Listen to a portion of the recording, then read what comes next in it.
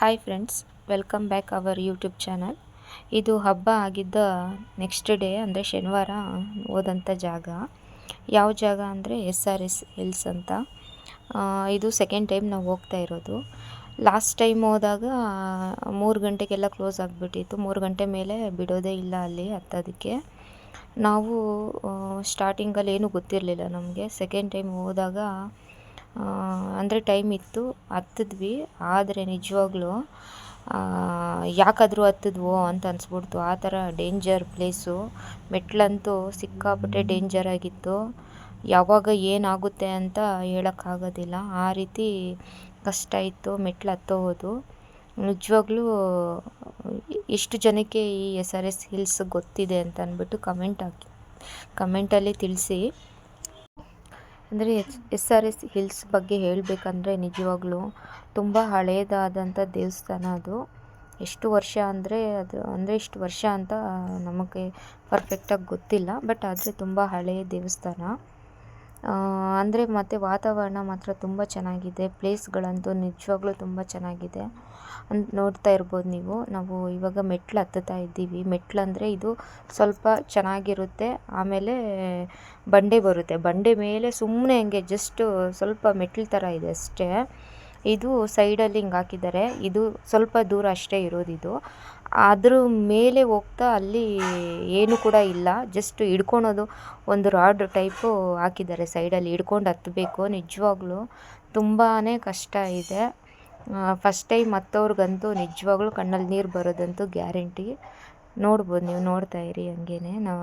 ಇದರಲ್ಲಿ ಈ ವಿಡಿಯೋಲ್ಲಿ ನೋಡಿಸ್ತಾ ಇದ್ದೀವಿ. ನಾವು ಹತ್ತುತ್ತಾ ಇದ್ದೀವಿ ನಮ್ಮ ಫ್ಯಾಮಿಲಿ.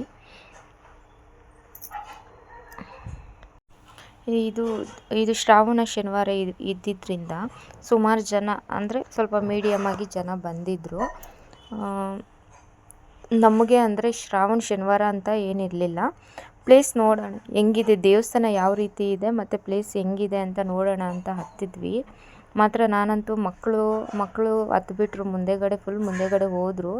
ಅದು ಬೇರೆ ಬರೋವಾಗ ಅಂತೂ ಮಳೆ ಬರ್ತಾಯಿತ್ತು, ಬಂಡೆ ಬೇರೆ ಜಾರ್ತಾ ಇತ್ತು. ತುಂಬಾ ಕಷ್ಟ ಆಯಿತು ನನಗಂತೂ. ನೆಕ್ಸ್ಟು ನನ್ನ ಕೈಯಲ್ಲಿ ಆಗೋಲ್ಲ ಅಂತ ಅಂದ್ಬಿಟ್ಟು ನಾನು ಕೆಳಗಡೆನೇ ಗೊತ್ತಿದ್ರೆ ಈ ಥರ ಇದೆ ಅಂತ ಅಂದ್ಬಿಟ್ಟು ನಾನು ಹತ್ತುತ್ತಾನೆ ಇರಲಿಲ್ಲ. ನೋಡ್ತಾ ಇರ್ಬೋದು ಪ್ಲೇಸ್ ಎಷ್ಟು ಚೆನ್ನಾಗಿ ಕಾಣಿಸುತ್ತೆ. ಫುಲ್ ಆಲ್ಮೋಸ್ಟ್ ಕನಕಪುರ ಎಲ್ಲ ಸುತ್ತಮುತ್ತ ಹಳ್ಳಿಗಳೆಲ್ಲ ಕಾಣಿಸುತ್ತೆ ಇಲ್ಲಿ ಮೇಲೆ ಹತ್ತಿದ್ರೆ. ಅಷ್ಟು ಚೆನ್ನಾಗಿದೆ ಜಾಗ ಅಂತೂ. ಈ ಕಡೆ ಕನಕಪುರ, ರಾಮನಗರ ಈ ಕಡೆ ಇರೋವಂಥ, ಅಂದರೆ ಅಲ್ಲಿ ಸಣ್ಣ ಆ ಕಡೆ ಇರೋವಂಥ ಹಳ್ಳಿಗಳಿಗೆ SRS ಹಿಲ್ಸ್ ಗೊತ್ತು. ಸಿಟಿ ಕಡೆ ಇರೋರಿಗೆ ಗೊತ್ತಿಲ್ಲ ಅನಿಸುತ್ತೆ. ಇದು ಸುಮಾರು ಜನಕ್ಕೆ ಗೊತ್ತಿಲ್ಲ. ಯಾಕಂದರೆ ನಾವು ಅದೇ ಫಸ್ಟು ನೋಡಿದ್ದು.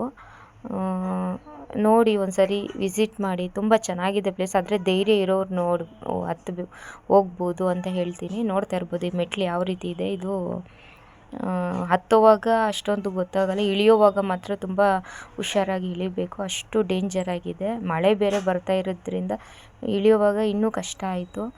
ನೋಡ್ತಾ ಇರ್ಬೋದು ನೀವು ಹೆಂಗಿದೆ ಜಾಗ ಅಂತ. ಮೇಲೆ ಹತ್ತಿದ್ದೀವಿ ನಾವು. ಈ ರೀತಿ ಕಾಣಿಸುತ್ತೆ ವ್ಯೂ ಮೇಲೆ ಹತ್ತಿದಾಗ.